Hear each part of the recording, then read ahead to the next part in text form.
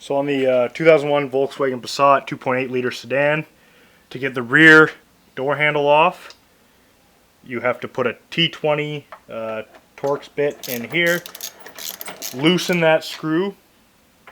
This piece here comes out once you loosen it, the screw. And that screw is hidden behind the weather stripping there.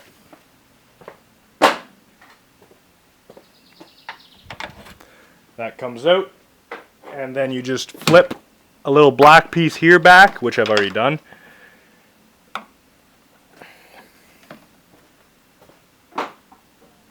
And that black piece has the cable on it that connects to the latch. And then it just comes out like that.